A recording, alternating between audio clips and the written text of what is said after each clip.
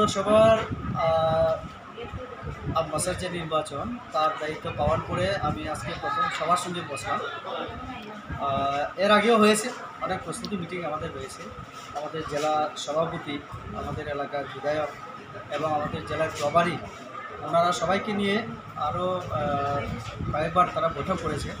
আমি বাইরে ছিলাম পার্টির কাজে, তো আজকে প্রথম এলাম। আজকে একটা আমাদের যেহেতু সমাবেশও আছে মিছিল, আজকে সবার সঙ্গে কথা বলেছি।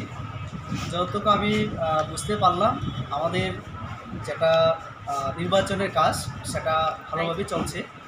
আমরা আশা রাখছি জনগণ আমাদের সাথেই আছে, কেননা গত 25 বছর যাবৎ, এর আগে এই 3 বছর বাদ দিলে এই যে পৌরসভা আমাদের হাতে কোনোদিন ছিল না।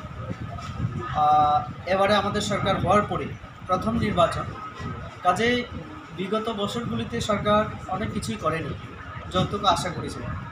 সেইগুলি যাতে হয়, আমাদের এই এলাকার অনেক মানুষের অভিমত। তো আমরা চাইছি, সবার কাছ থেকে মতামত নিচ্ছি এই কাজগুলি কিভাবে করা।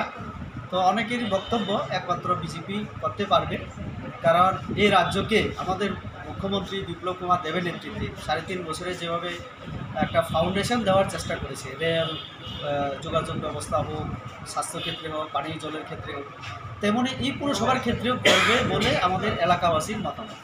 তো আলাদা, আর এটা তো পৌরসভা, তো কাজে এডিসি অন্যরকম ছিল, ক্ষেত্র ছিল। এডিসিতে বিজেপি রেজাল্ট খারাপ ছিল।